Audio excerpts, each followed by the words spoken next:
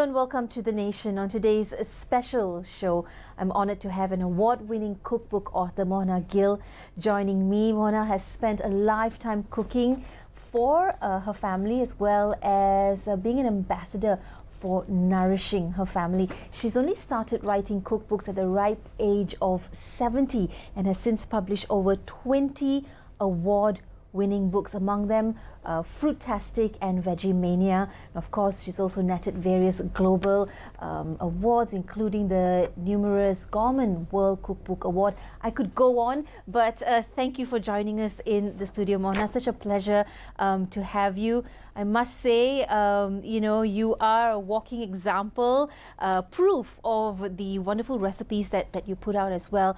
You're looking wonderful. Thank you for having me. It's an honor to have you here, and we are talking about Mona's latest cookbook featuring recipes that are not just delicious but nutritious as well.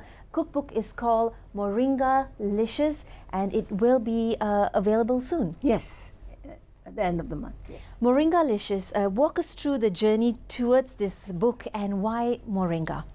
Well, I grew up with moringa.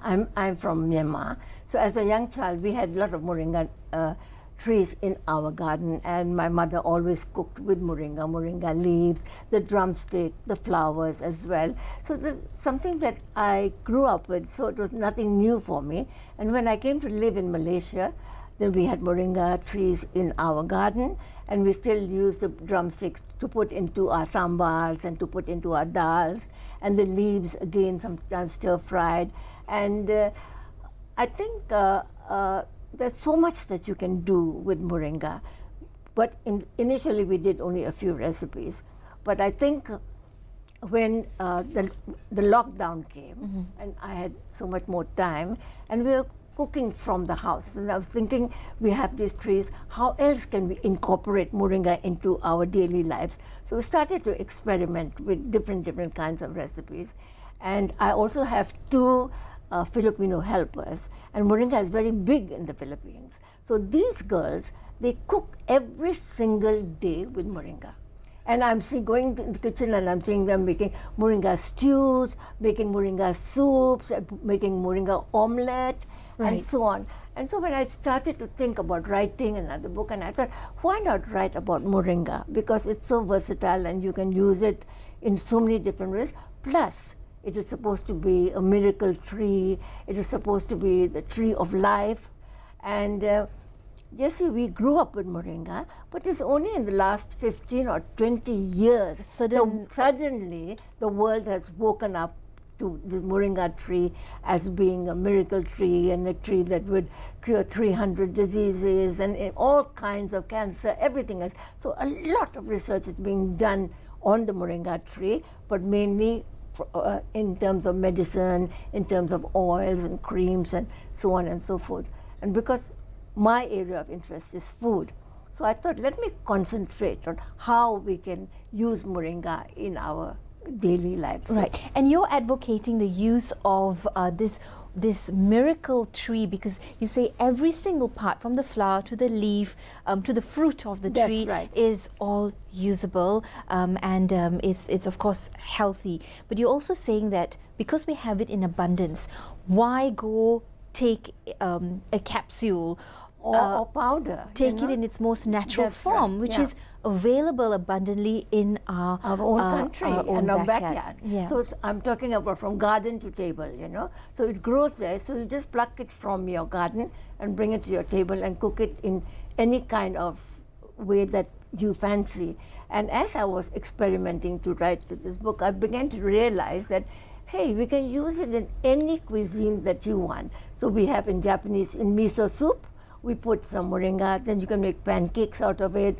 Then pizza topping. Pizza topping. Then, you know, of course, you know, the Prime Minister Modi of India, he likes moringa and he advocates moringa parathas. That's what I brought for you to eat today. So the crew and us have the pleasure of tasting Mona's parathas, which you have cooked so lovingly from home. So we're going to do that. But definitely, just in our short discussion prior to coming on air as well, I am a convert. We grew up eating this, but now I truly believe that, as you've put it, it is a gift to the world. That's right. But the cookbook is also being titled with this, Malaysia's gift to the world. Tell us a bit about that. Yeah, so I was thinking as I was doing, and I said, when I spoke to people from overseas who would do a lot of work with moringa, they all said to me, hey, you know, I've been working with moringa for 20, 25 years, but we don't have a recipe book. So thank you for doing this recipe book that we will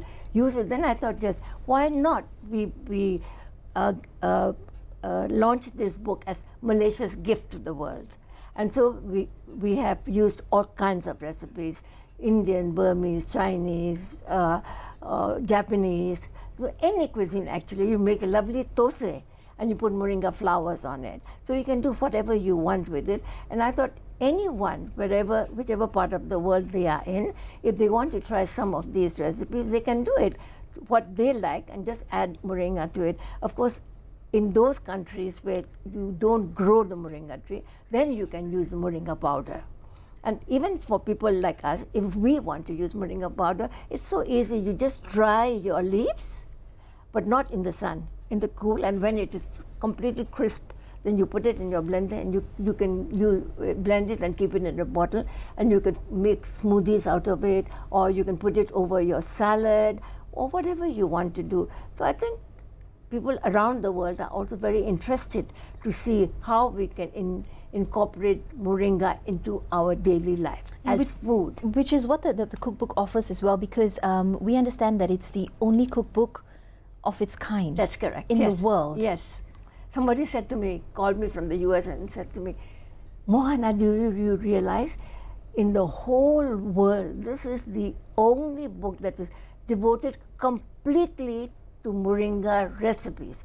There are, Jessie, there are a lot of recipes, but people have talked about moringa soup and they've talked about this, but there's nobody who has put everything together and come up in the form of a book. So I'm really very excited, and and people around the world are now saying, let me have it, and we'll put it on our website, or we will do. So I think that for me, promoting Malaysia is great. Yeah. Yeah, and people come to know about this country and all the things that we do. And maybe one day you might have tourists coming into Malaysia asking for moringa. Absolutely. I want to come back to that vision that you have, that the bigger dream here.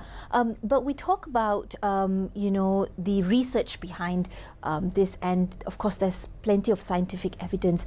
But what are some of the success stories that you have seen or heard? Because you said it's also applicable for pets. Yes. And particularly, I think, also for women's general well-being and health, it is superior.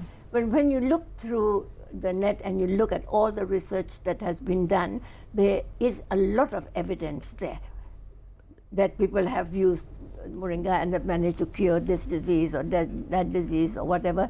And in Africa, they use it for malnutrition for children. Also, it's very good for water purification. You know, if you take the seeds of the moringa and you crush it and you put it in a can that has dirty water, you'll see after a little while that all the dirt goes down. Do we have the seeds here? Yes, we have the seeds somewhere here. No, I think... So if anybody's wondering, we've been talking about moringa leaves. Oh, I did bring some seeds, but I don't know where it looks like. Yes. Available easily in markets and perhaps your neighbor's house if you don't have it in yours. And the seed actually comes out from here. When this, when this becomes this, you eat it. You know, when it is younger than this, also you can eat it like beans, like French beans. When the pods are not so hard, but then we eat it at this stage. But when it becomes dry, that pod that comes out from there, you can even cook with that, and you can use that for water purification, and and for growing moringa again. And the tree is so easily grown. You could just pluck off the branch and stick it in the ground. Yeah. And these are the flowers. What could we do with the flowers? Oh, there are lots of things that you can do. I must tell you a story with the flower. When we were living in Burma, we had many moringa trees, but we had one big tree. And at that time, the moringa tree was full of flowers. And it was World War II time. We were young kids. And my mother had some guests coming from Rangoon, and they looked at this moringa tree and they said, "Oh wow, such beautiful flowers! Can we have some to cook?" So my mother got a young boy, about 10 or 11 years old, to climb up the tree, to pluck the moringa flowers, and also to shake the flowers so that the flowers would fall. Right. And we, as little kids, were all underneath that trying to pluck. And then this boy, he got on one of the branches, and the branches are very brittle. So the branch broke, and this guy fell. He fell, he was fine, but unfortunately, he fell on my sister's leg and broke her leg in two. Oh dear. So this, I will always remember the Broken leg.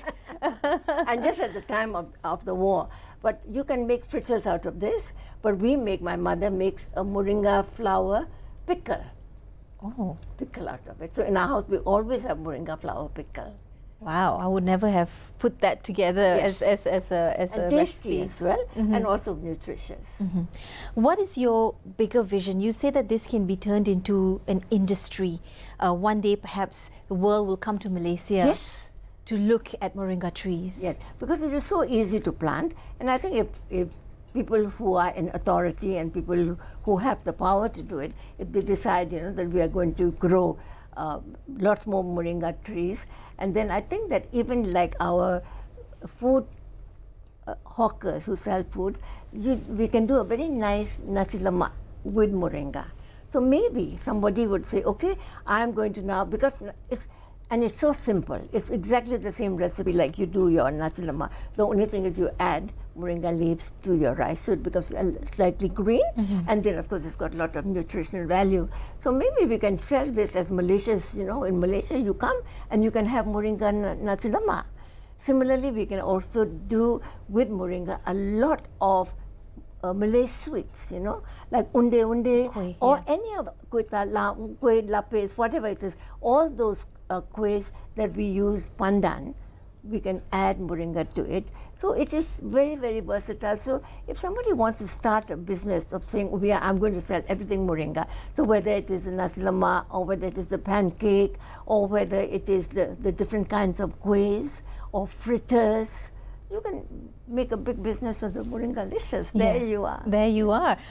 You're also advocating for this to be more part of the lifestyle, as in more trees should be grown and made readily, easily available to Malaysians. For example, as you were mentioning, on your way back from work. Yes, on the way back from work, you're walking on the street and you've got this moringa tree which has got leaves, which has got flowers, drumsticks. You just pluck and take it home and go home and cook it. So it's cheap, it's nutritious, it is delicious as well. I've got to tell you, you try it. It is, because it's got not a very distinct taste, but it's got a subtle taste, a little bit peppery maybe, but you've got to be very careful. You cannot eat too much moringa. What do you say to people who say, well, anything you cook on high heat is going to lose its value or its nutritious That is true. properties? That is true for every vegetable that we cook. When you cook on high heat, you are going to lose the value. Same thing with moringa. So what we do,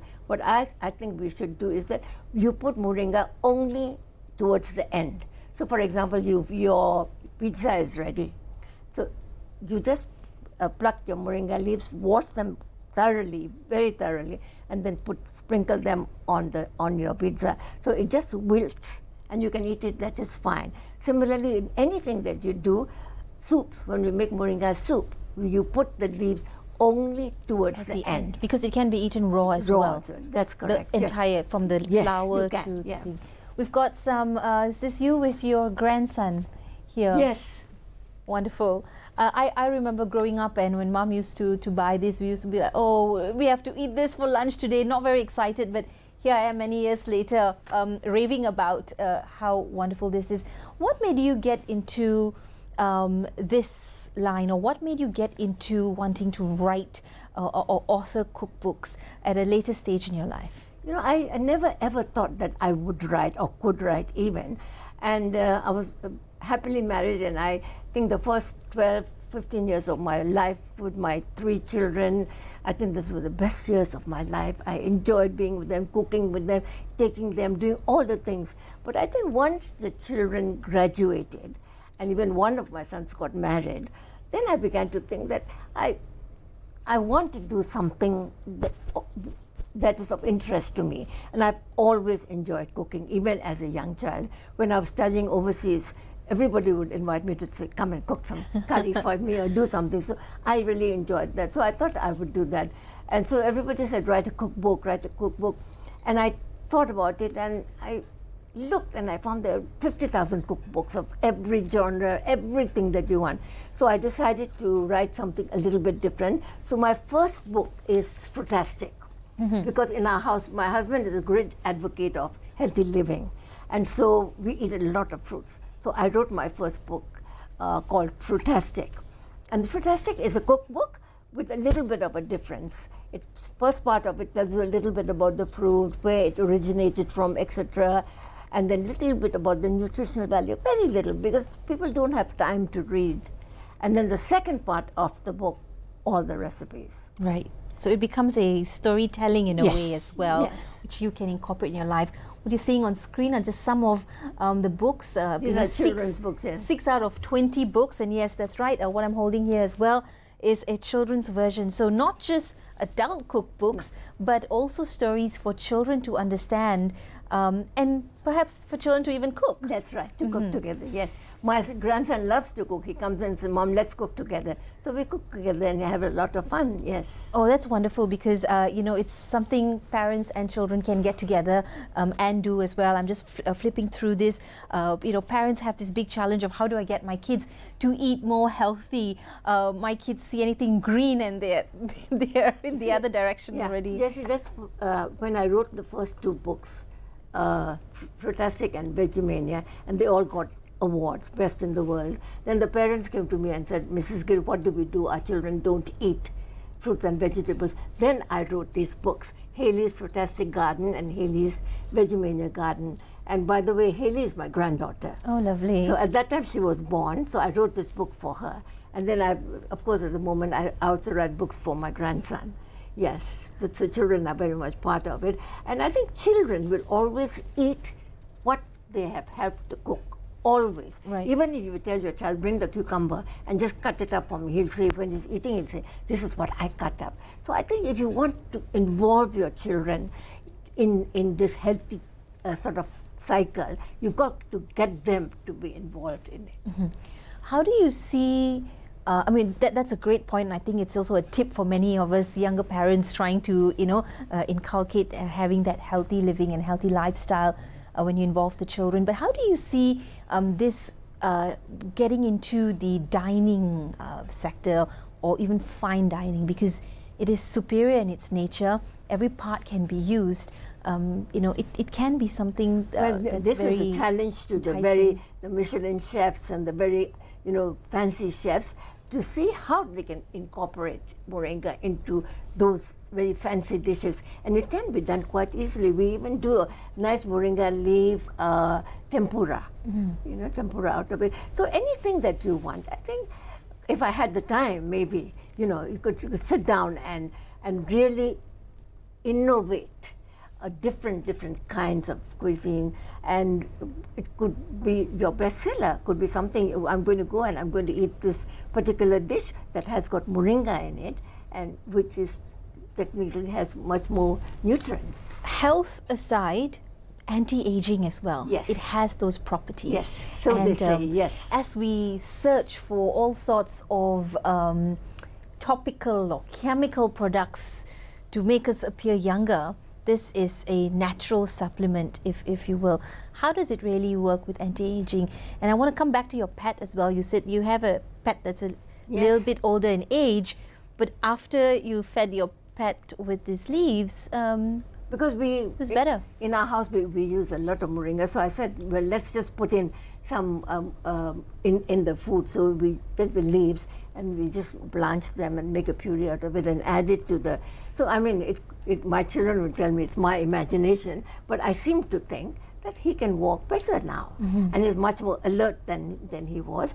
And don't forget that in the olden times, even the moringa leaf, you can make like a poultice out of it. And if you have a wound, you can put it on your wound. And if there's any inflammation, it cures the inflammation. And don't forget, Jessie, you can also make very nice tea out of moringa leaves and moringa flowers. So that is another way that you can consume your. The sky's the limit. You know, you can put into almost anything that you want to. But of course, with this book, it's giving us a guide. Yes, and just giving you 60. Yeah. There could be 600. Yeah, absolutely. When will the book be available? Well, we are having the book launch on the 4th of November. So hopefully by the 2nd, the book will be. So immediately after the launch, we will have the books. And I'm not a salesperson, but I was asked to say this, that it's very cheap. The book is being sold at $99.90 only, and I think for the book launch we are selling it at $89.90. And I'm told that if you buy that book, you will get a copy of this book free. Happylicious. Happylicious. Best of the World as well. Yes.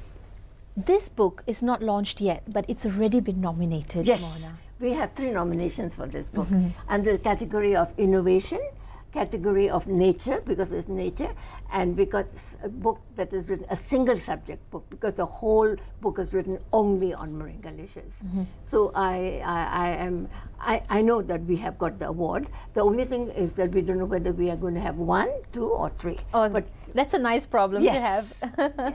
So you're also advocating that everyone tries to grow this. Many of us are living in high-rise buildings as well. You say it can easily be grown indoors. It can be grown. You can. It won't. I mean, you'll grow enough for you to be able to harvest the leaves and use it. It won't grow into a huge tree, but you can. And also, even in condos, for example, the owners of the condos can grow moringa trees around the condo, so that the people from the condo can then go and pluck the moringa leaves and similarly in parks, and even we can start little moringa growing things for children in school. Yeah, as a project, for example. So give them seeds and get them to grow, and it makes them so happy to see this little thing growing. Yes. What is your observation and message to Malaysians as we go towards more wellness and healthy lifestyle, well-being? What are some of your observations, and what is it? Because you're advocating for a healthy, wholesome life, and you were proof of that at a beautiful age of 87. To me, you look no more than the age of 65, so that's 20 years younger, which is amazing. I think I've always advocated eating local. I think we should, and we live in a country like Malaysia, we have so many local fruits, we have so many local vegetables. So I think if we eat more fruits and vegetables that are grown locally, fruits and vegetables that are grown in season, that is when you have the largest amount of nutrients in the fruit and vegetables. And I think we need to, as Malaysians, we need to be proud of what we grow in our own country. So, some of the food is so nutritious. For example, the roselle. Yes. Roselle, we make a lovely juice out of roselle. It's so nutritious, a lot of vitamin, and we do roselle juice smoothies with pineapples, etc., etc. Yet, people will not use what we grow in our own country. You go and buy cranberry juice. Cranberry juice, you're paying 10 times what you would pay for roselle, and by the time that cranberry comes to you, I'm sorry, but it has lost a lot of it. Exactly. So I've always felt that we have got to be a little bit to grow what you can in your house, or buy what is grown locally, eat more fruits and vegetables. I'm not an advocate. I don't say you have to be a vegetarian or a vegan. No, eat whatever you enjoy eating. But I think consciously, if you add more fruit and vegetable in your diet, I think you can't go wrong. Yeah. Again, to advocate for healthy lifestyle, looking at our own backyard in abundance, moringa leaf is available. In fact, the entire tree in a sense of its fruit, flowers, and its leaves can be consumed as well. So here's a quick reminder from Mohana and me and the rest of us here to look at a more wholesome and healthy lifestyle with fruits and vegetables at the center. And moringa. And moringa, of course. The book is called Moringalicious. It's already been nominated for 3 awards. Question is, will it win 1, 2 or 3 awards? I like that. It's being deemed Malaysia's gift to the world. Moringalicious for healthy living, longevity and wellness by Mohana Gill. Watch out online. People will buy and give to their friends as well. Thank you so much for making time coming here, and thank you pleasure. for putting out such a wonderful book. We look forward to speaking to you again. That's all the time we have on The Nation today. Thanks for joining us. Keep it locked into Bernama TV. Many more updates coming your way. Bye-bye.